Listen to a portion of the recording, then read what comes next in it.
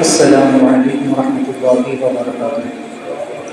الحمدللہ نحمده ونستعینه ونستغفره ونؤمن به ونعوذ باللہ من شرور انفسنا ومن سیئات اعمالنا، من يهده الله فلا مضل له ومن يضلل فلا هادي له، واشهد ان لا اله الا الله وحده لا شريك له ونشهد ان سيدنا محمدا عبده ورسوله۔ وقد قال الله تبارك وتعالى في القرآن المجيد والقرآن الحميد: أعوذ بالله من الشيطان الرجيم، بسم الله الرحمن الرحيم. قال يا قوم أرأيتم إن كنت على بينة من ربي ورزقني منه رزقا حسنا وما أريد أن أخالفكم إلى ما أنهاكم عنه.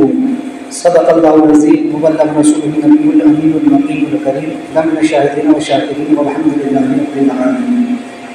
آئیے آغاز گفتگو سے قبل معامل کر انتہائی رسول محمد کے ساتھ عربت غزالی جامع اور علام رسول کریم و فہیم خاتم النبی شریف مسلم احمد عالم المجسم سرکار محمد مصطفیٰ صلی اللہ علیہ وسلم کی بارگاہ بقسم نام درود و سلام کرنے والے مشتبہ رحمان صلی اللہ علیہ وسلم محمد نایت وجود و کرم والی و صحابہ و بارک وسلم۔ ایک متفری جو اللہم صلی اللہ علیہ وسلم محمد طبیت کل دوائی و آفر دم شفائیہ و نور رسالی و سیاہی و آلہ و صحابہ دائم محمدہ۔ حصول برکت کے لیے بڑے قوم صلی اللہ علیہ وسلم کاملہ وصلی السلام تعالی علی سیدنا محمد محمد حبیب التنجید والتوفیق والحقائق والمعانی وسبحانه المصطفى الامام وجهه الكريم وعلى اله وصحبه في كل مكان ومسلم على كل معاد ومن الله الله. حضرت سیدنا شعیب علیہ السلام کا ذکر خیر شروع تھا، جس میں سے قبل ہم نے سماعت کیا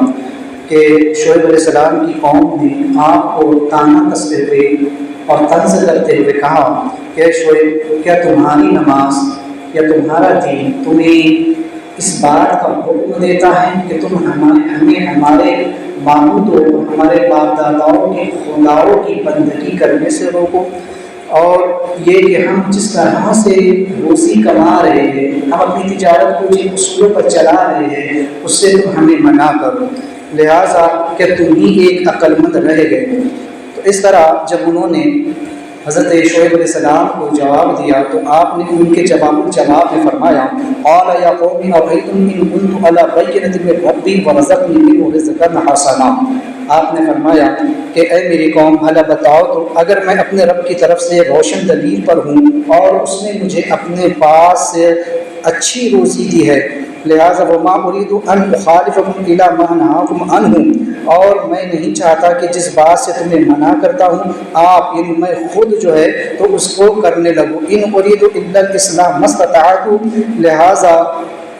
یہ کہ جہاں تک بنے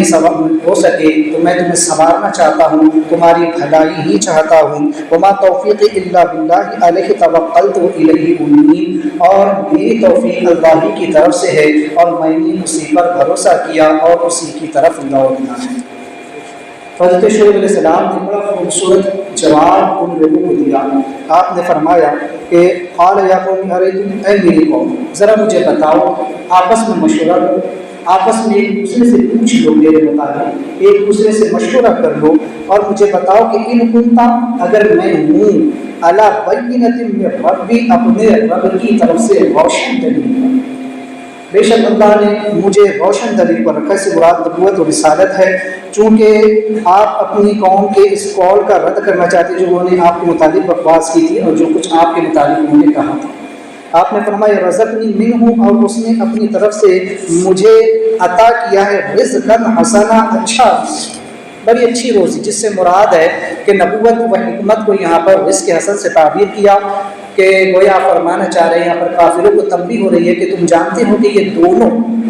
مضبوط اور مستحکم دلیل ہے میرے ساتھ، لہٰذا یہ کہ تم بھی معترف ہو، تم جانتے ہو اس بات کو کہ لہٰذا اس کے ذریعے سے میں تمہیں تمہاری طرف مبعوث کیا گیا ہوں اور میرے اور تمہارے لیے بہتر اور اعلیٰ ہوگا۔ بعض مفسرین نے بتایا کہ اس سے شعیب علیہ السلام کی مراد خود اپنا حلال مال اور پاک رزق مراد ہے، اور وہ مال جو کہ ناپ تول کی کمی بیشی کے بغیر کتنی برکت والا ہے، جس کے تم بھی معترف ہو، پھر تم خامخواہ غضب خداوندی کو کیوں دعوت دیتے ہو غلط کاری کر کر اور رزق حرام کما کر؟ لہٰذا چونکہ یہاں پر آپ نے ان کا جواب دیا، کہا کہ وما اريد اور ناپ تول میں کوئی کمی بیشی کرنا، لہٰذا میرا کوئی ایسا ارادہ نہیں ہے وہ خالفکم کہ میں تمہاری مخالفت کروں الی ما نہاکم عنہ، اور پھر میں خود ہی اس کام کو کرنے لگ جاؤں۔ تو لہٰذا چونکہ حضرت شعیب علیہ السلام نے بڑے ہی بہترین انداز میں قوم کو سمجھایا، کہا کہ اے میری قوم، میں نے تمہارے سامنے فریضہ تبلیغ کو ادا کیا، میں نے رب تعالیٰ کی طرف سے جو احکام آئے تھے وہ تمہارے سامنے رکھے، تم نے میری باتوں کو سنا،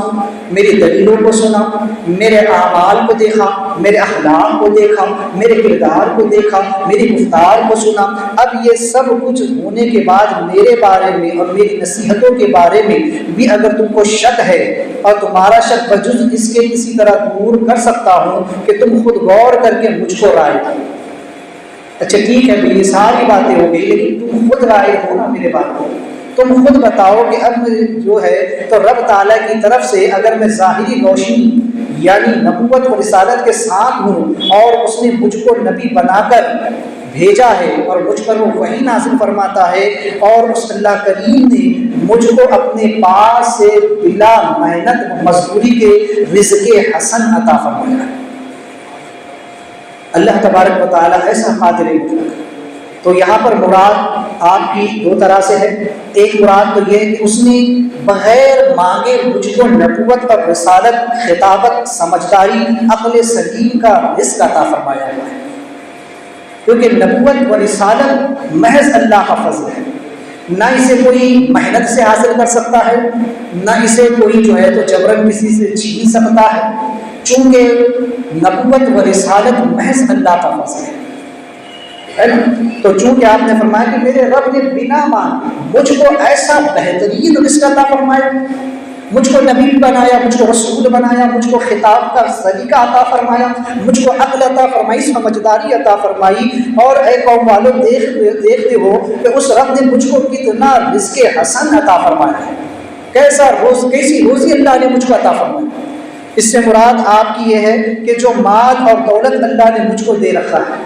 جو کہ ہر طرح کے حرام سے پاک و صاف ہے، جو روزی حضرت شعیب علیہ السلام کماتے تھے، جو اس کے حلال آپ کماتے تھے، وہ ہر طرح کے جو ہے تو حرام اور حرام کے شائبے سے، اس کے شک و شک سے بھی دور تھے۔ تو لہٰذا آپ نے کہا کہ میرا جو مال ہے وہ بڑا پاکیزہ اور طیب مال ہے، لہٰذا روایتوں میں آتا ہے کہ شعیب علیہ السلام بہت امیر آدمی تھے، لہٰذا 6 پیغمبر ایسے گزرے ہیں جن کو اللہ نے مال و دولت عطا فرمایا، جن میں تھے ابراہیم علیہ السلام، شعیب علیہ السلام، داؤد علیہ السلام، ایوب علیہ السلام، سلیمان علیہ السلام اور ذوالقرنین علیہ السلام۔ تو چونکہ اللہ تبارک و تعالیٰ نے ان کو ہر طرح سے ایسا رزق عطا فرمایا، تو آپ نے فرمایا کہ ذرا سوچو تو صحیح، آخر میں اپنے اس جواد و کریم کے کہنے سے، اپنے اس رب تعالیٰ کے کہنے سے تبلیغ کیوں نہ کروں، کہ اور تم کو اس چیز سے کیوں نہ منع کروں جو چیز تم کو تباہ کر رہی ہے، تم کو برباد کر رہی ہے، تم کو ہلاکت کے قریب لے جا رہی ہے، میں تم کو اس بات سے کیوں نہ روکوں، جب میرے رب نے مجھ پر اتنا کرم کیا کہ بنا مانگے میرے اللہ نے مجھ کو نبوت بھی دی، مجھ کو رسالت بھی دی، مجھ کو خطابت کے سلیقے بھی سکھائے، عقل سلیم بھی عطا فرمائی، اور مجھ کو حسن روزی عطا فرمائی، حلال روزی عطا فرمائی۔ تم خود دیکھتے ہو، میں بھی بازار میں جاتا ہوں، میں بھی سودا سلم کرتا ہوں، میں بھی چیزیں لیتا اور خریدتا اور بیچتا ہوں، لیکن میں تمہاری طرح جھول چھال نہیں کرتا ہوں، اس میں تمہاری طرح ہیر پھیر نہیں کرتا ہوں، کسی کو دھوکہ نہیں دیتا ہوں، کسی کو جو ہے تو میں پھنساتا نہیں ہوں، تو پھر بھی اس کے باوجود اللہ نے میرے رزق میں کیسی برکت عطا فرمائی۔ لہٰذا مجھ سے پہلے جتنے انبیاء کرام مبعوث ہوئے ان سب کی بعثت کا مقصد یہی رہا ہے۔ تو رب تبارک و تعالیٰ نے جتنے انبیاء کو مبعوث فرمایا ان کا مقصد یہی رہا کہ وہ قوموں کو آ کر دعوت حق دے، ان کو توحید کا درس دے، ان کو کفر و شرک سے بچائے، انہیں رسالت کے احکام سمجھائے، انہیں شریعت کے معاملات بتائے، ان کے اعمال اور ان کے اخلاق کو، ان کے کردار کو اعلیٰ بلندیوں پر پہنچائے۔ ہر نبی کی بعثت کا، ان کے آنے کا یہی مقصد ہوتا ہے۔ لہٰذا تم باوجود اپنے تمام جواہروں اور فلسفوں اور ہنرمندوں اور عقلوں کے علم نبی کے سامنے ایک نادان بچے کی طرح، انسان کتنی ترقی حاصل کر لے، انسان ترقی کی کتنی ہی منزلیں طے کر لے، وہ کتنا ہی عقل مند کیوں نہ کہلاتا ہو، دنیا میں بڑے سے بڑے عقل مند لوگ گزرے، دنیا میں بڑے سے بڑے دانشور لوگ گزرے ہیں، دنیا میں بڑے سے بڑے امیر قسم کے لوگ گزرے ہیں، جاہ و جلال والے لوگ گزرے ہیں، لیکن اللہ تبارک و تعالیٰ جو علم، جو عزت، جو مقام، جو جاہ و جلال، جو مرتبے اپنے نبی کو عطا فرماتا ہے وہ کسی کو عطا نہیں فرماتا۔ تو فرمایا گیا کہ تمہارے پاس بہت علم ہوگا، لیکن باوجود اس کے علم نبی کے سامنے تم ایسے ہو جیسے کوئی چھوٹا بچہ بڑے انسان کے سامنے ہوتا ہے۔ ایک بڑے انسان کو ہر چیز کی سمجھ ہوتی ہے، جبکہ ایک بچہ نادان ہوتا ہے، اسے سمجھ نہیں ہوتی ہے۔ اسی طرح انبیاء کے سامنے، انبیاء کے علم کے سامنے کتنا ہی بڑا انسان ہو، وہ کتنا ہی بڑا عقل مند کیوں نہ ہو، وہ نبی کے سامنے ایک طفل نادان کی طرح، ایک نادان بچے کی طرح ہے۔ لہٰذا آپ دیکھیں دنیا میں بڑے سے بڑے عقل مند قسم کے لوگ ہیں، آئنسٹائن کو آپ دیکھ لیں، ارسطو کو آپ دیکھ لیں، افلاطون کو آپ دیکھ لیں، بڑے سے بڑے سائنسدانوں کو آپ دیکھ لیں جنہوں نے کئی حیرت انگیز کارنامے انجام دیے، لیکن باوجود اس کے آج تک وہ خدا تک ان کی رسائی نہیں ہو سکی۔ انہوں نے دنیا میں بڑی سی بڑی چیزیں جو ہے ایجاد کر لی ہیں۔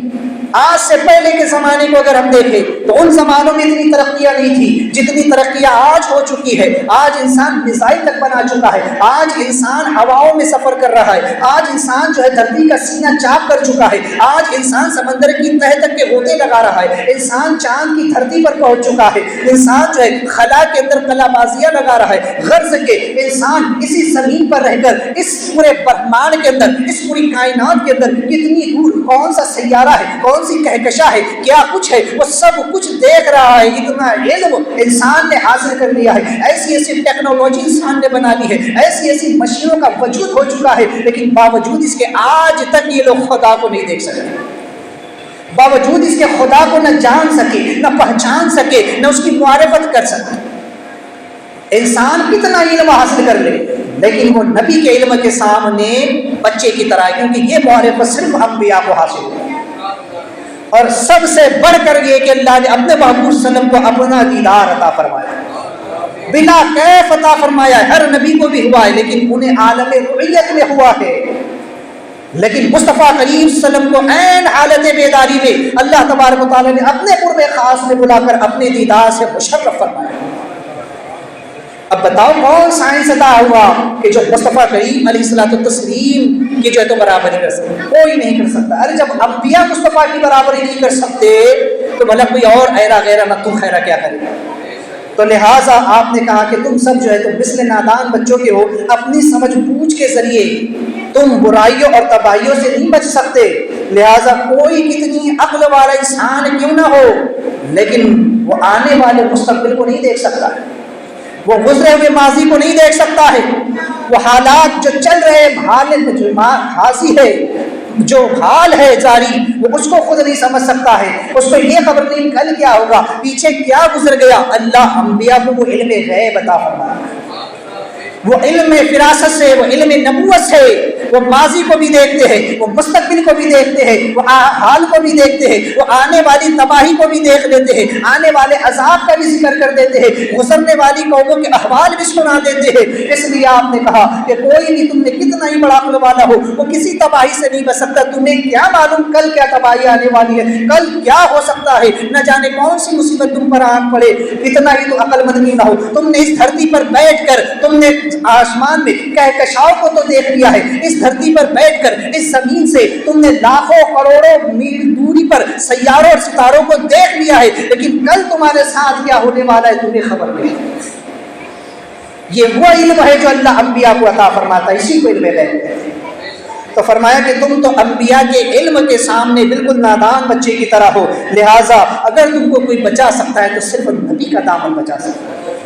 اگر اپنی بھلائی چاہتے ہو، دنیا میں بھی بھلائی چاہتے ہو، آخرت میں بھی بھلائی چاہتے ہو، تو انبیاء کے دامن سے وابستہ ہو جاؤ۔ جن برائیوں سے میں تم کو بچانا چاہتا ہوں اس سے اگر تم باز آ جاؤ تو یہی تمہارے لیے فائدہ مند ہوگا۔ لہٰذا اگر تم ان برائیوں میں لگ گئے اور تم جو ہے وہی کام کرنے لگ گئے تو پھر تمہارا کوئی بچانے والا نہیں، کوئی نقصان نہیں۔ اور یہ کہ جو کام تم کر رہے ہو، جو لوگوں کے ساتھ تم لین دین میں کمی و بیشی کر رہے ہو، جو تم دھوکہ دھڑی کرتے ہو، لہٰذا میں اس کام کی مخالفت اس لیے نہیں کر رہا ہوں کہ میں تمہارے مال و اسباب پر قابض ہو جاؤں۔ میرا یہ مقصد ہرگز نہیں ہے کہ تمہاری دولت میری دولت ہو جائے، میں تو خود تمہیں ان کاموں سے منع کر دوں لیکن میں خود یہ برے کام کرنے لگوں، میرا ایسا کوئی ارادہ نہیں۔ آج کل دیکھو انسانوں کی ایک مینٹلٹی ہوتی ہے، انسان کی سوچ ہے یہ اتنا اوپر جا رہا ہے کیا، کیسے جا رہا ہے، ایسے جا رہا ہے کیا، میں اس سے زیادہ اوپر جاؤں گا، اس کو غلط مشورے دے دیتے ہیں تاکہ وہ کام نہ کرے، اور یہ بندہ چپکے سے جا کے وہ کام کر لیتا ہے۔ اگر کوئی دیکھتا ہے کہ فلاں اس سے جا کر کے ڈیل کر رہا ہے، اپنا بزنس کر رہا ہے، اگر کوئی بزنس کے معاملات ہیں تو بھائی اس کا بزنس اس کے ساتھ ہو رہا ہے، اس کے متعلق اس کو غلط فہمیاں پیدا کر دینا، اور خود اس سے کہ نہیں وہ تو غلط انسان اس کے ساتھ بزنس کرو۔ اب یہ بیچارہ اس کے ساتھ بزنس نہیں کرتا، جبکہ یہ جا کر پیچھے سے جا کے خود اس سے بزنس کر لیتا ہے، اس سے ہاتھ ملا لیتا ہے۔ تو یہ جو معاملات ہیں آج بھی پائے جاتے ہیں۔ شعیب علیہ السلام نے کہا ایسا میرا کوئی ارادہ ہرگز نہیں ہے کہ میں تمہیں اس سے اس لیے منع کر رہا ہوں کہ میں خود وہ کام کرنے لگ جاؤں، یہ ہرگز نہیں ہو سکتا۔ میں کسی غلط طریقے سے روزی نہیں کما سکتا ہوں، میرے دل میں کوئی لالچ نہیں ہے، کوئی طمع نہیں ہے کہ میں تم کو ہٹا کر تمہارے کاروبار پر میں قابض ہو جاؤں اور تمہاری جو ہے منڈی پر میں اپنا تسلط سنبھالوں۔ لہٰذا یہ صرف جو ہے تو میرا کوئی زبانی خرچ نہیں ہے، بلکہ اتنے سالوں سے تم میری زندگی کو دیکھ رہے ہو، تم میرے حالات کو دیکھ رہے ہو، تم دیکھ رہے ہو کہ میں کس طرح سے تمہارے سامنے روزی کماتا ہوں، کس طرح میرے اخلاق ہے، میرے احوال ہے، میرے شب و روز تمہارے سامنے ہے۔ تم خود رائے دو، تم خود مشورہ کرو اور دیکھو کہ جس برائی سے میں تمہیں منع کر رہا ہوں میں ہرگز اس برائی کو نہیں کر سکتا۔ حدیث شریف میں احیاء العلوم میں ہے کہ اللہ تبارک و تعالیٰ نے سیدنا عیسیٰ علیہ السلام سے فرمایا بذریعہ وحی کہ عیسیٰ ابن مریم پہلے خود عمل کرو پھر دوسروں کو نصیحت کرو، اور اگر ایسا نہیں کر سکتے تو پھر مجھ سے حیا کرو۔ ہے نا آج کل لوگوں کا حال ہے نا، خود تو بیچارہ کوئی عمل نہیں کرے گا، ہے نا، کہتے ہیں دوسروں کو نصیحت خود کو فضیحت، دوسروں کو تو بڑے بڑے باز و نصیحت کی جا رہی ہے لیکن انسان نصیحت کرنے والا خود اس پر عمل نہیں کر رہا ہے۔ تو لہٰذا آپ نے کہا کہ دیکھو میرا جو مقصد ہے وہ کیا ہے، کہ آپ نے واضح لفظوں میں فرمایا اس کے بارے میں، ان اریدو میں نہیں چاہتا کہ جن اعمال کو تم کر رہے ہو میں اس سے تمہیں منع کر کے اس سے تمہیں روک کر خود کرنے لگ جاؤں، یہ ہرگز نہیں۔ الا الاصلاح، مگر یہ کہ میرا جو باز و نصیحت ہے وہ صرف تمہاری اصلاح کے لیے،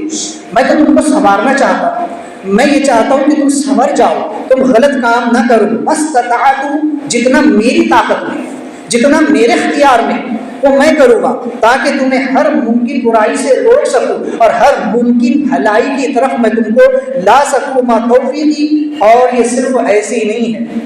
بلکہ یہ توفیق اللہ نے مجھ کو عطا فرمائی، یہ الا باللہ ہے نا، میرے رب کی طرف سے یہ جو اللہ نے مجھ پر کرم کیا ہے، میں اس کی جو توفیق مجھ کو ملی ہے تو لہٰذا میرے رب کا یہ فضل ہے، اس کے فضل سے کر رہا ہوں۔ علیہ توکلت و الیہ انیب، اور یہ کہ میں نے اسی پر بھروسہ کیا اور اسی کی طرف جو ہے تو ہم کو پلٹ کر کے جانا ہے، میں اسی کی طرف رجوع کرتا ہوں کیونکہ میں نے اللہ کے سوا تمام غیر سے منہ موڑ لیا ہے، رب کے علاوہ میں کسی کی طرف التفات نہیں کرتا ہوں، میں صرف اپنے رب سے لو لگائے ہوئے ہوں۔ لہٰذا وہی رب ہے جو ہر شے پہ قادر ہے، میرا پروردگار ہے جو ہر چیز پر قدرت رکھتا ہے، اور میں اسی کی طرف جو ہے تو رجوع کرتا ہوں۔ تو لہٰذا آپ نے اپنی قوم کو واضح لفظوں میں یہ بات بیان کر دی، کہا کہ یہ جو توفیق مجھ کو ملی ہے نا میرے رب کے فضل سے، میرے رب نے مجھ پر کرم کیا، اور اسی لیے میں کسی ظالم سے ڈرتا نہیں، مجھے تم لوگوں سے کوئی ڈر نہیں ہے۔ علیہ توکلت، اس لیے کہ میں نے جو بھروسہ کیا ہے وہ اللہ کی ذات پر بھروسہ کیا ہے، میرا سارا یقین اور میرا سارا توکل میرے رب پر ہے، تم میرا کچھ نہیں بگاڑ سکتے کیونکہ ماں سوا اللہ کے کسی میں ذاتی طاقت ہرگز نہیں،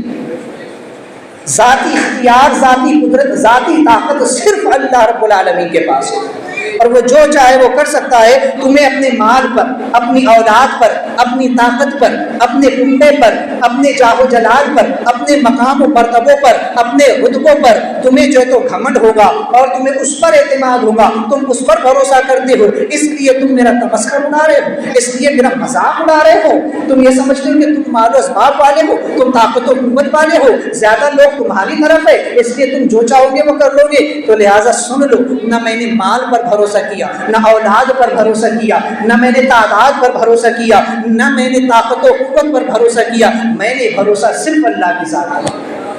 کیونکہ میرا رب مجھے کافی ہے. لہٰذا میرا پروردگار ہر اعتبار سے میرے لیے کافی اور وہی میری حفاظت فرمانے والا ہے. لہٰذا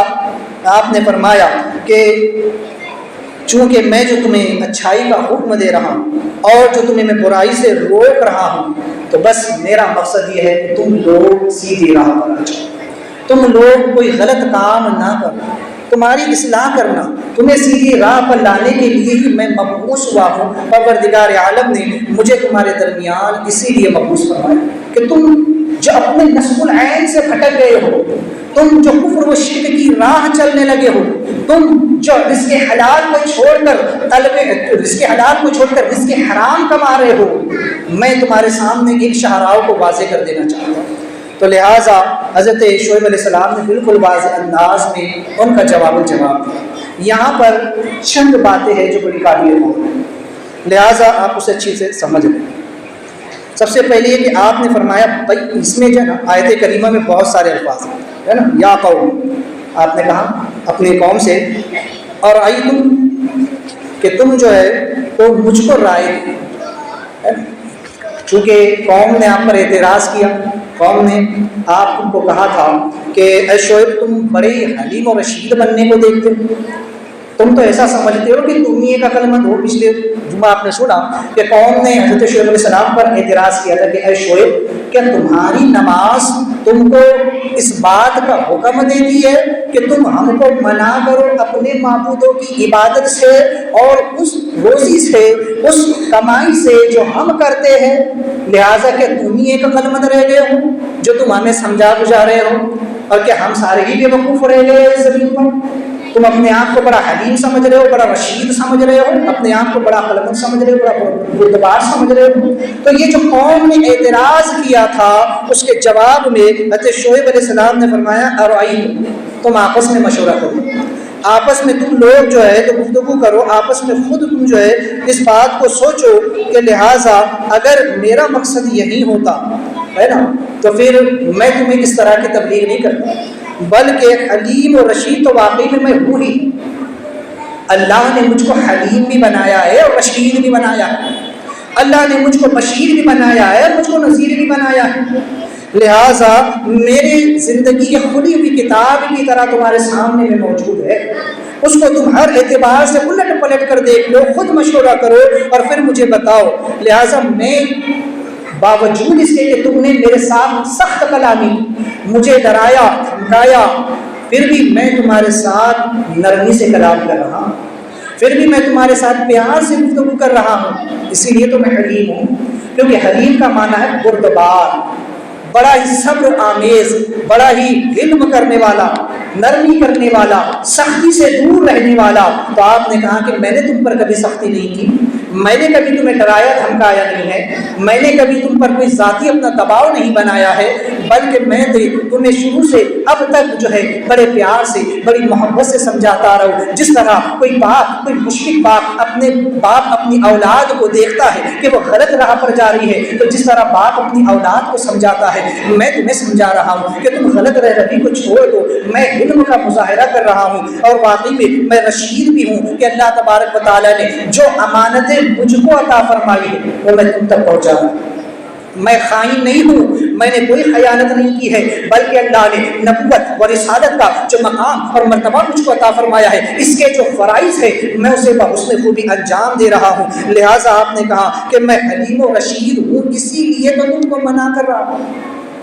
اسی لیے تو تم کو سمجھا رہا ہوں کہ تم سمجھ جاؤ، تم سمجھ جاؤ. اور میں تمہیں کیوں نہ اس پاک ذات کی طرف دعوت دوں، کیوں نہ میں تمہیں برائی سے روکوں جبکہ اس اللہ رب العالمین نے مجھ کو اتنی نعمتوں سے نوازا. کیوں نہ میں تمہیں اس کی طرف بلاؤں کہ جس پروردگار نے مجھ کو نبوت، رسالت، خطابت، عقل، ظاہری مال و اسباب سب کچھ عطا فرمایا ہے، جس نے مجھے دنیا میں رزق بھی عطا فرمایا ہے، تو میں ایسے پروردگار کی طرف تمہیں کیوں نہ بلاؤں کہ جس نے مجھے حلال روزی عطا فرمائی ہے. تو لہٰذا رب کائنات نے مجھ کو حلیم بھی بنایا، مجھ کو رشید بھی بنایا، مجھ کو بشیر بھی بنایا. میں نے تمہارے سامنے بشارتیں رکھ دی، میں نے تم کو واضح الفاظ میں سمجھا دیا. اگر حلال طریقے سے کماؤ گے تو پھر اللہ تمہاری روزیوں میں برکتیں بھی دے گا، اور بعد مرنے کے بعد تمہیں اس کا اجر و ثواب بھی عطا کرے گا، اور اس کے اگر تم ایمان والے ہو تو تمہیں اجر و ثواب بھی ملے گا اور جنت کا انعام الگ. اور میں نذیر بھی ہوں،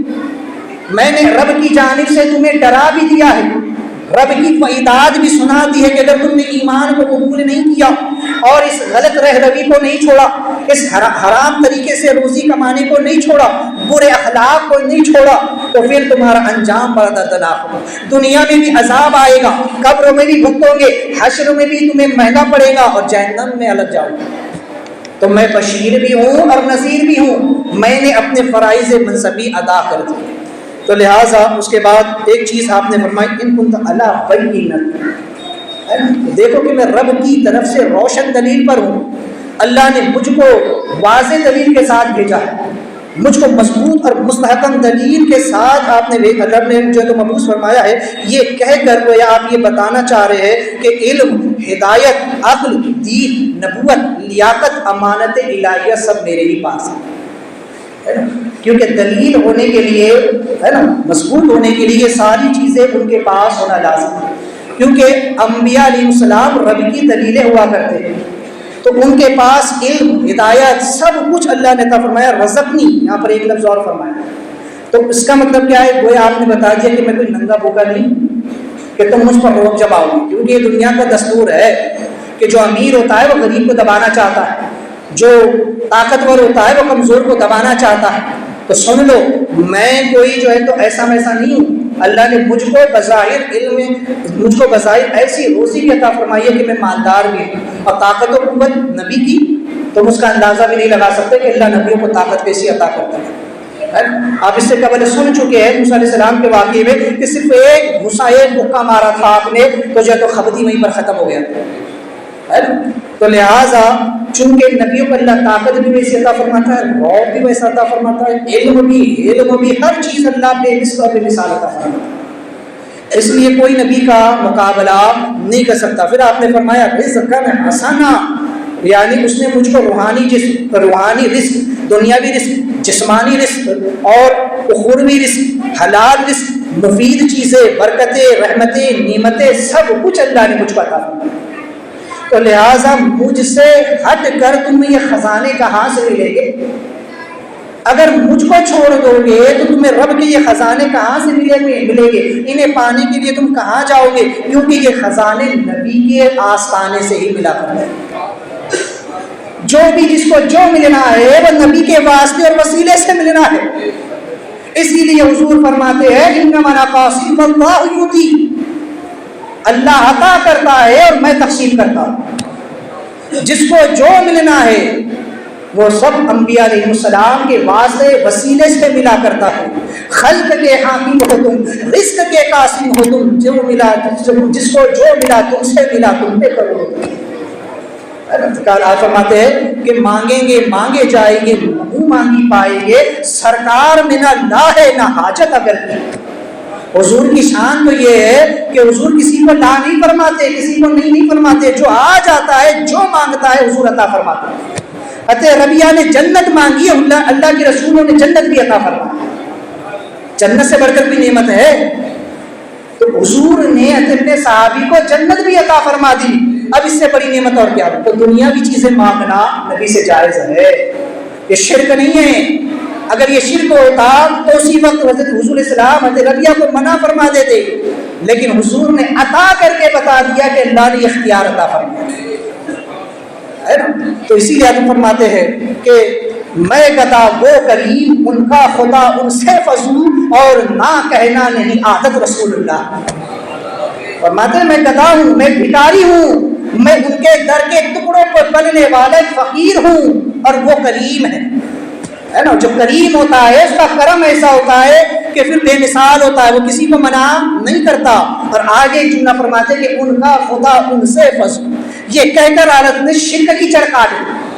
جو لوگ شرک کی رٹ لگاتے ہیں، جو یہ کہتے ہیں کہ نبی کو خدا کے برابر کر دیا، نبی کو خدا کے جیسا کہہ دیا، نبی سے مانگنا شرک، خدا سے مانگنا جو تو جائز ہے، تو اعلیٰ حضرت نے اس کی شرک کی جڑ کاٹ دی اور فرماتے ہیں کہ وہ کریم ان کا خدا ان سے فضو کا معنی ہوتا ہے بہت زیادہ آگے۔ تو گویا جب حضور کریم ہے تو ان کا خدا ان سے کئی درجوں بڑھ کے کریم، ان کا خدا ان سے کئی بڑھ کر جواد و کریم ہے کہ سب سے بڑھ کر عطا فرمانے والا، اور وہی ذاتی طور پر عطا فرمانے والا ہے، حضور تو تقسیم فرمانے والا۔ تو لہٰذا فرماتے ہیں کہ نہ کہنا نہیں عادت رسول اللہ، حضور نے کبھی کسی کو نہ نہیں کہا، منع نہیں کیا، جو آیا جس نے جو مانگا مصطفیٰ نے عطا فرمایا۔ تو لہٰذا انبیاء علیہ السلام کے در سے ہی سب کچھ ملتا ہے، بے ان کے واسطے کہ خدا کچھ عطا کرے، آشا غلط یہ ہوس بے بس کرتی ہے۔ اللہ جس کو جو دیتا ہے وہ مصطفیٰ کریم کے صدقے میں عطا فرماتا ہے۔ عزت بھی اللہ کا دیتا ہے نا، تو حضور کے صدقے میں دیتا ہے۔ وَلِلَّهِ الْعِزَّةُ وَلِلرَّسُولِ وَلِلْمُؤْمِنِينَ وَلَكِنَّ الْمُنَافِقِينَ لَا يَعْلَمُونَ۔ اللہ فرماتا ہے عزت ساری اللہ کے پاس ہے، اور اس کی عطا سے اس نے اس کے رسول کو دی ہے، اور اس کے رسول کے صدقے مومنوں کے لیے عزت ہے۔ اور منافق اس بات کو نہیں سمجھتے، منافق اس بات سے لا علم ہے۔ تو اللہ جس کو جو دیتا ہے، عزت ہو، شہرت ہو، علم ہو، جاہ و جلال ہو، مال و دولت ہو، طاقت و قوت و ثروت ہو، جو بھی ہو وہ سب نبی کا صدقہ ہے۔ تو لہٰذا یہاں پر اس آیت کریمہ سے یہ بات بھی ثابت ہوگی۔ اس کے بعد ایک لفظ اس آیت کریمہ میں ہے ان اخالفہ، کہ یعنی کہ میرا مقصد تمہاری مخالفت کرنے کا یہ ہرگز نہیں ہے کہ میں تمہارے مال پر قابض ہو جاؤں۔ اگر تم یہ سمجھ رہے ہو کہ میں تمہیں ان باتوں سے منع کر رہا ہوں تو میں خود وہ کام کرنے لگ جاؤں، یعنی میں تو تمہیں بتا رہا ہوں کہ بھئی یہ جو تم غلط طریقے سے روزی کما رہے ہو، یہ جو تم لوگوں کا کھرا مال لے کر ان کو کھوٹا دے دیتے ہو، ان کا کھرا سکہ لے کر کھوٹا سکہ دے دیتے ہو، جس میں تمہارا فائدہ ہوتا ہے، سامنے والے کا نقصان ہوتا ہے۔ جب تم مال توڑتے ہو لینے کے لیے تو زیادہ پلے میں کچھ ہیرا پھیری کر دیتے ہو، تو زیادہ لے لیتے ہو تاکہ سامنے والے کا نقصان ہو، اور جب دینے کی بات آتی ہے تو وہ بھی تم پلے کے اندر جو ہے تو کوئی ہیرا پھیری کرتے ہو جس سے سامنے والے کو کم مال جاتا ہے اور فائدہ تب بھی تمہارا ہوتا ہے۔ تو ہر اعتبار سے جو تم صرف اپنا فائدہ دیکھتے ہو اور سامنے والے کا نقصان کرتے ہو، تو اس طرح کی دولت میں نے نہیں کمانی ہے، اور میرا یہ مقصد ہرگز نہیں ہے کہ اس طرح سے میں تم کو منع کروں اور پھر میں خود یہ کام کر کے تم سب سے زیادہ امیر بن جاؤ، یہ ہرگز نہیں۔ تو میرا مقصد تمہیں جو ہے تو تمہاری مخالفت کرنے کا یہ ہرگز نہیں ہے، بلکہ کیا ہے، تو آپ اس کے بارے میں فرماتے ہیں کہ شعیب علیہ السلام نے جب قوم کی سرد مہری کو دیکھا نا، قوم کے اس رویے کو دیکھا، تو آپ نے فرمایا کہ یہ جو تم مجھ سے ناراض ہو رہے ہو اور بلا وجہ مجھ پر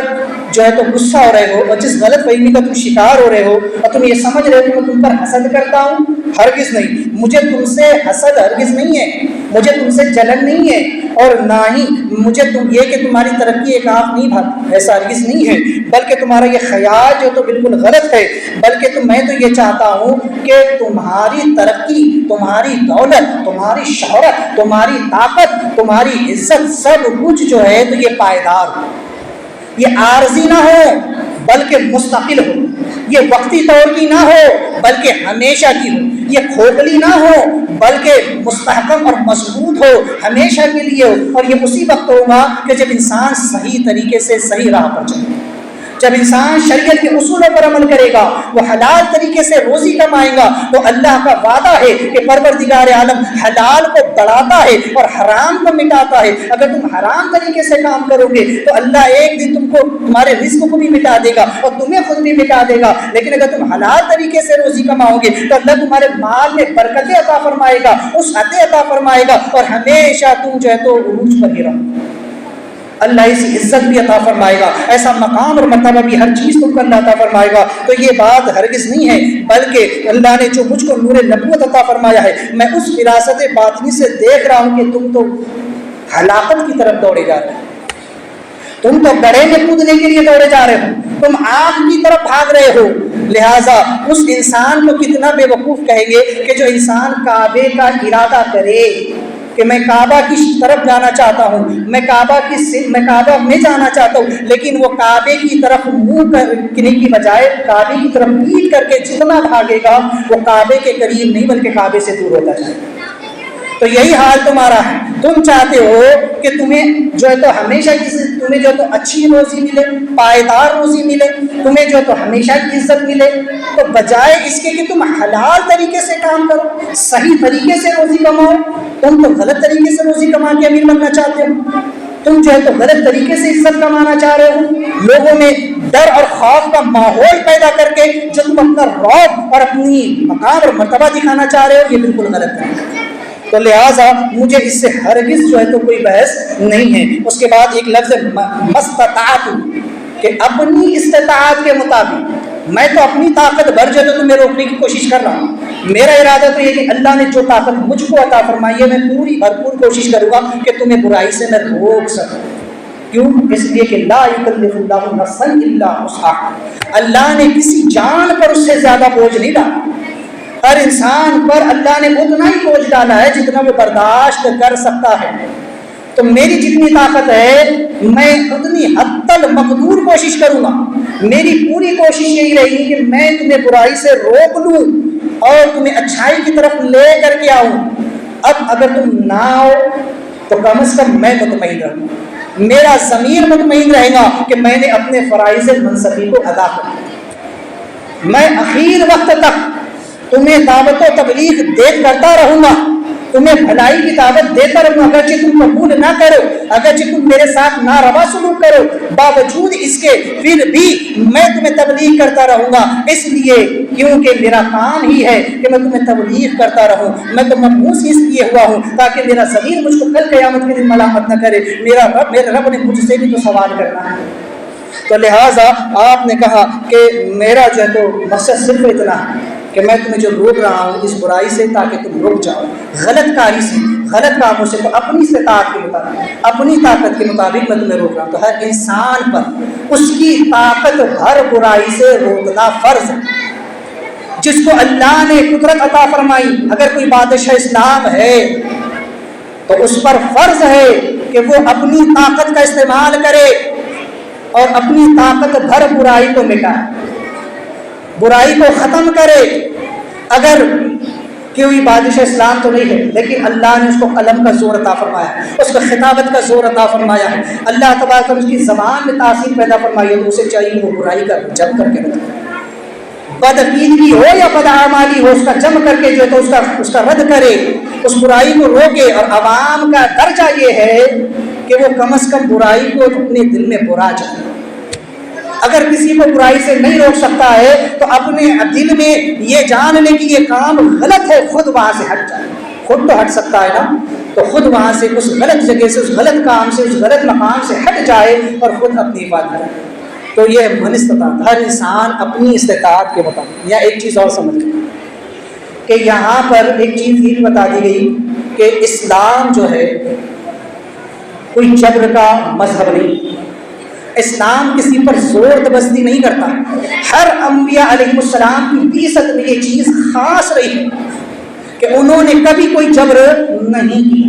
قوم کو پر اپنا جو ہے تو کوئی ذاتی دباؤ نہیں بنایا کہ اگر تم میرا دین قبول نہیں کرو گے، میری شریعت قبول نہیں کرو گے تو میں تمہیں قتل کر دوں گا، یا میں تمہارے ساتھ یہ کروں گا یا وہ کروں گا۔ حتیٰ کہ آپ اسلام کی تاریخ کو بھی پڑھ کر کے دیکھیں تو آقا کریم صلی اللہ تبارک و تعالیٰ علیہ وسلم نے کبھی جبر نہیں کیا، بلکہ جبر سے منع فرمایا۔ یہ اسلام جو پھیلا ہے یہ تلوار کی بنیاد پر نہیں بلکہ آقا کریم اسلام کے حسن اخلاق کی بنیاد پر پھیلا ہے۔ یہ اسلام جو پھیلا ہے تو اپنی حقانیت کی بنیاد پر پھیلا ہے۔ یہ اسلام نے جو عروج پایا ہے اپنی مضبوط اور مستحکم دلیلوں کی بنیاد پر جو ہے تو اسلام پائیداری پر پہنچا ہے۔ لہٰذا اسلام کی اس عروج کو کوئی نہیں مٹا سکتا۔ جو لوگ اپنے ظاہری دباؤ کو بنا کر اپنی دھرم کے نعرے لگاتے ہیں کہ یہ نعرہ لگاؤ وہ نعرہ لگاؤ، یا اپنے دھرم پیسے دے کر کے لوگوں کا دھرم کنورٹ کرتے ہیں، تو ایسے لوگ جو تو ذلیل اور رسوا بھی ہوتے ہیں۔ اور جب ان کا نشہ اترتا ہے، پیسہ لینے والا ایک دن پلٹ کر کے آ جاتا ہے اور جس پر آپ نے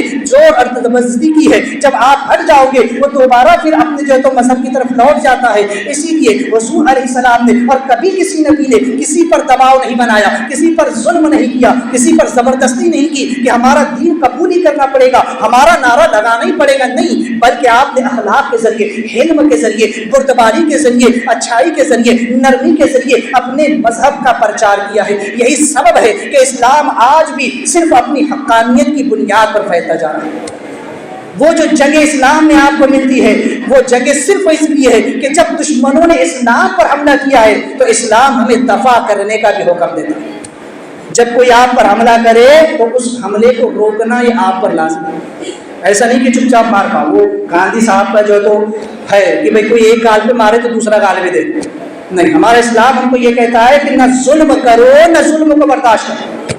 کسی پر ناحق ظلم نہیں کرنے کا، اور اگر کوئی تم پر ظلم کرے تو پھر اس ظلم کو برداشت بھی نہیں کرو۔ اتنا کمزور بھی مت بن جانا کہ تمہارا تشخص مٹا دیا جائے، اتنے کمزور بھی مت بن جانا ظلم کو سہتے سہتے کہ ایک دن تمہارا اور تمہارے مذہب کا نام و نشان مٹا دیا جائے۔ تم ایک بہادر قوم ہو، جب کوئی تم پر آگے سے چل کر حملہ کرے تو تمہیں اس کا جواب بھی دیتے آنا چاہیے۔ تو لہٰذا اسلام اعتدال کا مذہب ہے، ہمیں ایسی تعلیم اسلام عطا کرتا ہے۔ تو لہٰذا یہاں پر چند ایک باتیں کہ حلال روزی صرف جسم کو ہی فائدہ نہیں پہنچاتی بلکہ جو ہے سے روحانی، ایمانی اور ہر طرح کے فائدے حاصل ہوتے ہیں، اسی لیے اس کے حسن فرمایا ہے۔ پھر اسی میں ایک اور لفظ ہے کہ آپ نے فرمایا کہ وما توکلت علیہ،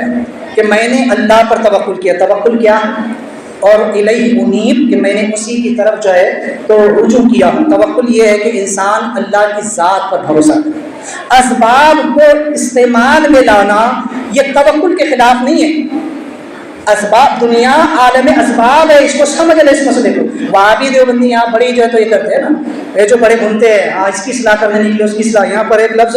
اصلاح ہے نا کہ میں تو تمہاری اصلاح چاہتا ہوں، میں تمہاری اصلاح کرنے نکلا ہوں۔ تو حضرت شعیب علیہ السلام نے ایک بات مجھ سے کہی کہ دیکھو میں جو تمہاری اصلاح کر رہا ہوں تو تم خود آپس میں غور کرو نا، مشورہ کرو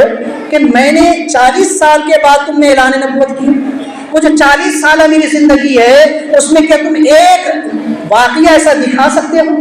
کہ جس سے میری ذات کی طرف انگلی اٹھائی جائے؟ کوئی ایک میرا ایسا عمل دکھا سکتے ہو؟ کوئی ایک ایسی بات دکھا سکتے ہو کہ جس سے مجھ پر جو ہے تو بہتان لگایا جائے، مجھ پر انگلی اٹھائی جائے، مجھ میں کسی کمی دکھا سکتے ہو؟ ہرگز نہیں دکھا سکتے۔ تو نبی کی زندگی کھلی ہوئی کتاب ہوتی ہے۔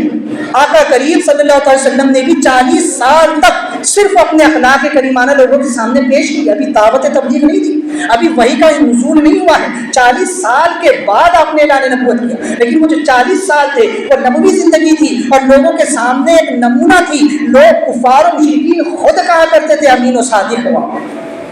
اے محمد تم سے بڑا امین ہم نے نہیں دیکھا، تم سے بڑا صادق ہم نے نہیں دیکھا۔ تو لہٰذا یہ کتاب تو خود کفار و مشرکین نے دی ہے۔ تو گویا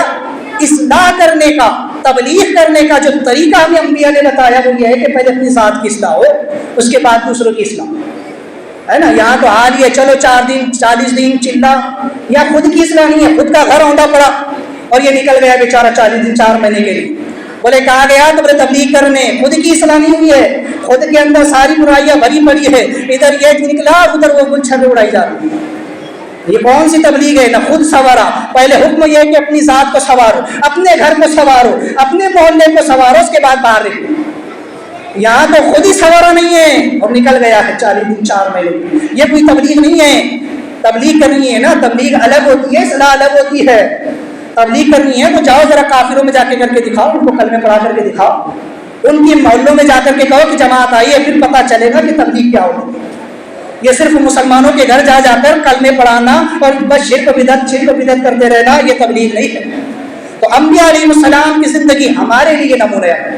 انہوں نے ہمیں بتایا ہے۔ تو لہٰذا یہاں پر جو ہے آپ نے فرمایا جو لفظ کے وما توفیق ہے نا، توکل جو ہے یہ اسباب کے خلاف نہیں۔ اسباب جو ہے اللہ نے اس دنیا کو عالم اسباب بنایا، توکل اللہ کی ذات پر بھروسہ کرنا۔ لیکن جیسا مثال کے طور پر میں بھی مثال دوں کہ اللہ کا وعدہ ہے کہ اللہ روزی عطا فرماتا ہے، اللہ ہی کھلاتا اللہ ہی پلاتا ہے. لیکن اس کا یہ مطلب نہیں ہے کہ انسان گھر میں ہاتھ باندھ کر بیٹھ جائے بس میرے لیے آسمان سے دسترخوان اترے. یہ نہیں. توکل یہ ہے کہ اللہ ہی کھلاتا پلاتا ہے، لیکن تدبیر یہ ہے کہ بندہ گھر سے باہر نکلے، حلال روزی کمائے، محنت کرے، تبو کرے، بھاگ دوڑ کرے، خون پسینہ ایک کرے تو اللہ اس کو روزی عطا فرمائے. تو یہ ہے اسباب اور یہ ہے توکل. لیکن آج بعض لوگ توکل کا معنی کچھ اور سمجھتے ہیں. وہ سمجھتے بس سب کچھ چھوڑ چھاڑ کر کے بیٹھ جاؤ. بھائی یہ توکل اپنا نہیں ہے، یہ اعلیٰ اقسام کے بزرگوں کا توکل ہے. سمجھ لے توکل کے 3 اقسام ہیں. ایک ہے عوام کا توکل، عام لوگ، ہم جیسے عام لوگوں کا توکل کیا ہے کہ معاش کے بارے میں اسباب کو ترک کر دینا، یعنی کہ روزی کمانے کے بارے میں جتنے اسباب ہے نا ان کو چھوڑ دینا. کوئی کہے کہ نہیں بس میں نے گھر کے باہر نہیں نکلنا اور اللہ مجھ کو روزی دے گا، بس میں تو تسبیح لے کے اللہ اللہ اللہ کرتا رہوں، ہے نا. ٹھیک ہے، تو عام لوگوں کا توکل. خاص لوگوں کا توکل کیا ہے؟ جو متوسط ہوتے ہیں ان کا طلب عیش مع اللہ میں طلب معاش کا ترک کر دینا، رب تعالی کی خوشنودی کے لیے ہر چیز کو چھوڑ دینا. میں نے رب کو راضی کرنا ہے تو حرام ہے، حلال کو بھی چھوڑ دینا. مجھے اعلیٰ غذائیں نہیں کھانی ہے، اگر میں بریانی نہیں کھاؤں گا، میں چکن نہیں کھاؤں گا، میں قورمہ نہیں کھاؤں گا تو میں مر نہیں جاؤں. نہیں کھانا مجھے، بس تھوڑا بہت اتنا کھا لوں کہ میرے جسم میں طاقت رہتا کہ میں رب کی بندگی ادا کر سکوں. حساب ہر چیز کا دینا ہے صاحب. رب کی رضا کے لیے اپنی خواہشوں کو چھوڑ دینا، اپنی مرضی کو ترک کر دینا. اور منتہا جو احسن الخواص لوگ ہیں، جو اولیاء اللہ کا مقام اور مرتبہ ہے، وہ کیا ہے کہ اپنے وجود کو وجود الہی میں اور اپنے اختیار کو اختیار الہی میں فنا کرتے. جو کرنا ہے وہ رب نے کرنا ہے، میں کچھ نہیں کرتا. یہ اس مقام پر جو لوگ فائز ہوتے ہیں ان کا عمل ویسا ہوتا ہے، ان کا توکل، ان کا یقین اس معاملے پر ہوتا ہے. ہمارا توکل تو اتنا ڈھلمل ہے کہ ادھر کہتا ہے کہ ایاک نعبد و ایاک نستعین، نماز میں اللہ تیری عبادت کرتے ہیں اور تجھی سے مدد چاہتے ہیں، اور گھر کے مسجد سے باہر نکلا کہ اس کی مدد اس کی مدد سے لے اس سے. یا تو کہنا اللہ ہی دیتا ہے، اللہ ہی کھلاتا پلاتا، لیکن باہر نکلا رہے بھائی ذرا مدد کر دینا. تو توکل اس جو تو مقام کا ہونا چاہیے، انسان اس مرتبے پر اس میں پہنچنا بھی چاہیے. سرکار غوث پاک کا صرف ایک واقعہ آپ نے بارہا سنا ہوگا، یہ مہینہ بھی غوث پاک کا ہے، بات آگے تو بتا دوں. توکل کیا ہوتا ہے غوث پاک سے سیکھ کہ جب سرکار غوث پاک رضی اللہ تعالیٰ نے رب پر توکل کیا تو قسم کھا لی کہ مولا جب تک تو نہیں کھلائے گا میں نہیں کھاؤں گا، جب تک تو نہیں پلائے گا میں نہیں. 40 دن تک بغیر کچھ کھائے پیے رہے، 40 دن تک. یہاں تو ایک ٹائم کا نہیں کھاتا تو بولے بھوک لگی، بولے پیٹ میں چوہے دوڑ کیا ہے لاؤ بس آندے، حلال ہے کہ حرام ہے کوئی فکر نہیں ہے، کہاں سے آیا کدھر سے آیا کس نے کاٹا کس کا ذریعہ کچھ نہیں، یہاں نہیں مل رہا یہاں نہیں کٹا وہاں سے لے کے آ جا. بولے سب کا وادی کا ذریعہ بھی اس کا ذریعہ بھی سب کھا لے گا وہ، کیوں؟ اس کو تو بس پیٹ بھرنا. سرکار غوث پاک رضی اللہ تبارک و تعالیٰ نے 40 دن تک کوئی چیز آپ کے حلق سے نیچے نہیں اتری، لیکن اللہ کا ذکر بھی کرتے رہے.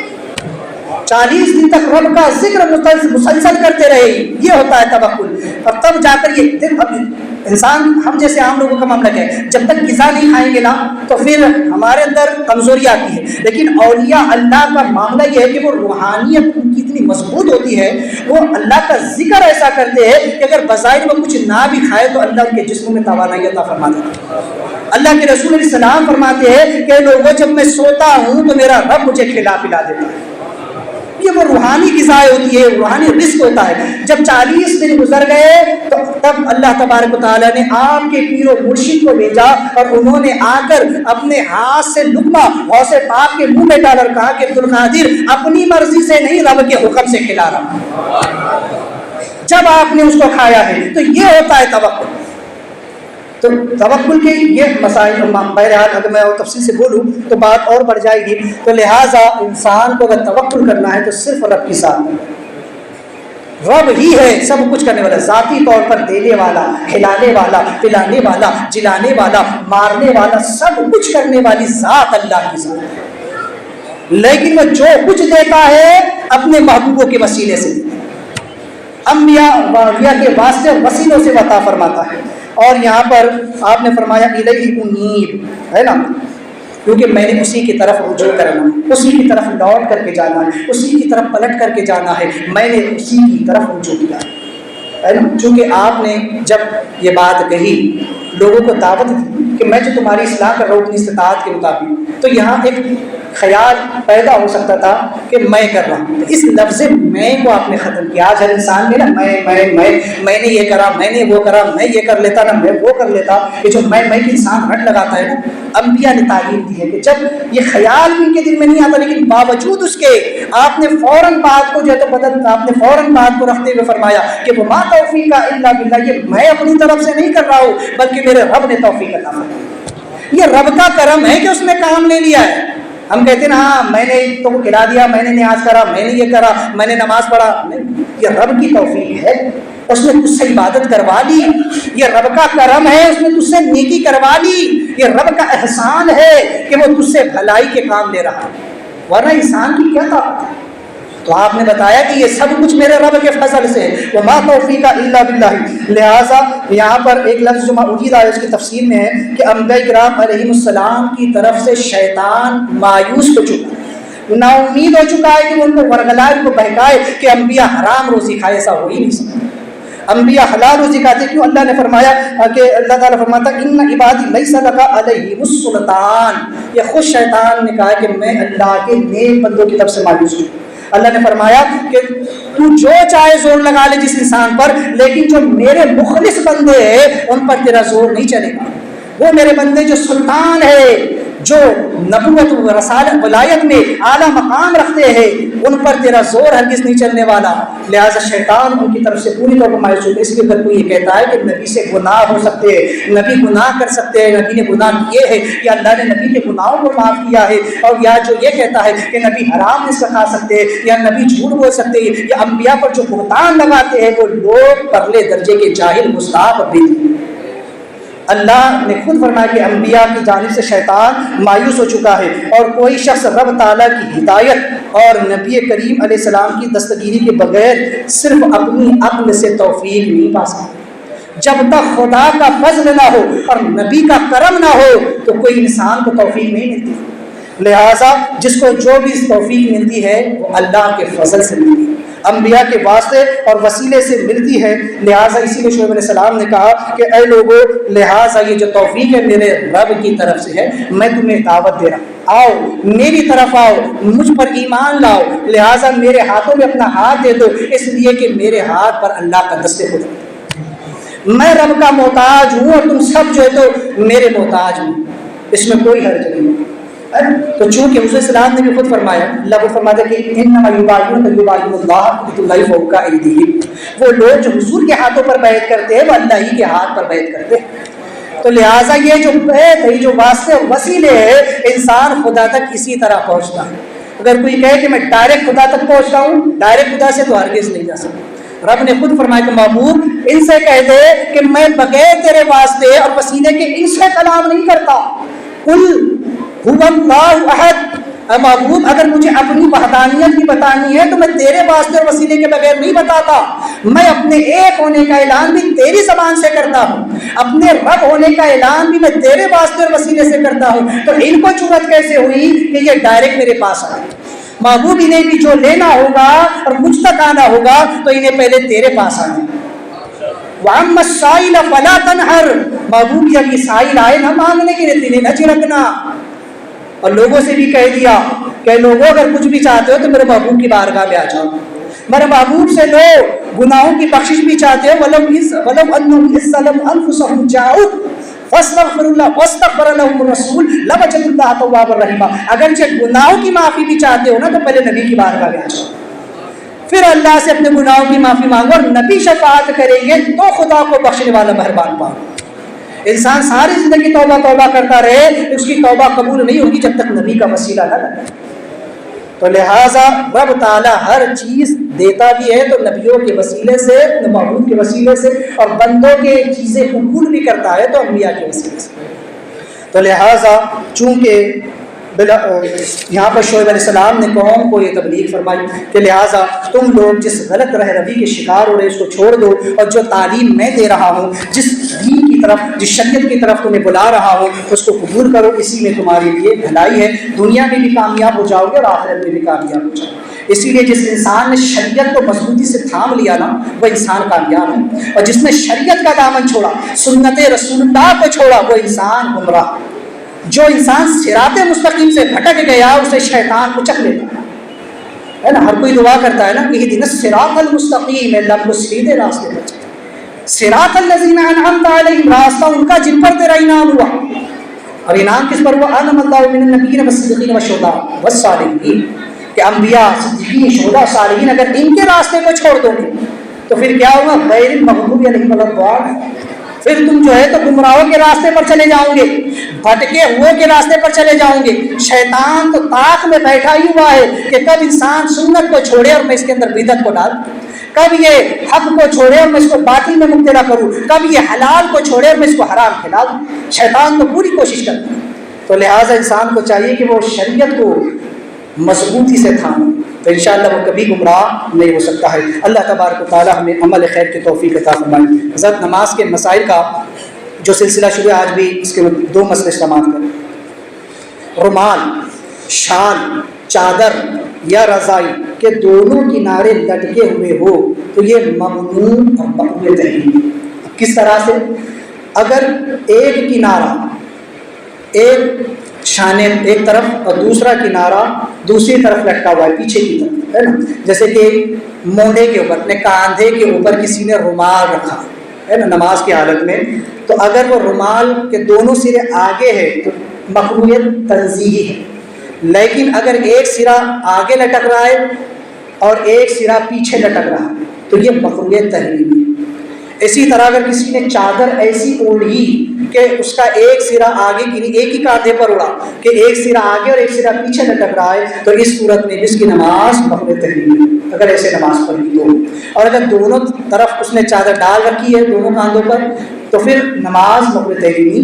نہیں ہوگی۔ اسی طرح جو ہے تو کنارہ جو ہے آگے سینہ کی طرف لٹک رہا ہے، دوسرا کنارہ پیٹھ کی جانب، یہ مقروء تحریم، اس مسئلے کو ذہن میں رکھیں۔ دوسرا یہ کہ آدھی کلائی ہے نا سے زیادہ، یہ جو کلائی ہے تو آدھی کلائی سے زیادہ اگر آستین کسی کی موڑی ہوئی ہے، اگرچہ نماز سے پہلے موڑی ہوئی ہو یا نماز میں موڑی ہو، ان دونوں صورتوں میں اس کی نماز مقروء تحریم واجب الاعادہ۔ بعض لوگ کیا کرتے ہیں، وضو کر کے آتے ہیں ویسی کلے ہل رہے ہیں، کئی بار مسئلہ بتا چکے، ویسے آتا ہے بھاگتے ہوئے کہ امام رکوع میں اٹھنا جائے، پھر رکعت میں چل جائے، وہ چکر میں آتا ہے نا، پھر اللہ اکبر کہتا ہے، پھر نماز میں آ کے کھول رہا ہے، یہ کر رہا، تو پھر یہ عمل کثیر ہوگا تو نماز فاسد ہو جائے گی۔ اور اگر ایسا نہیں کیا، آستین کو ویسے ہی رہنے دیا تو پھر یہ مقروء تحریم ہے۔ تو اطمینان کے ساتھ کریں، بہرحال تو نماز اطمینان و سکون کا دوسرا نام ہے۔ وقت سے 5 منٹ پہلے آ جائے، اطمینان سے وضو کر لے، جماعت میں شامل ہو جائے۔ ان مسائل کو ذہن میں رکھے۔ اللہ تبارک و تعالی عمل خیر کی توفیق عطا فرمائے۔ اور غلطی توبہ کرتا استغفر اللہ ربی من کل ذنب و اتوب الیہ، لا الہ الا اللہ محمد رسول اللہ۔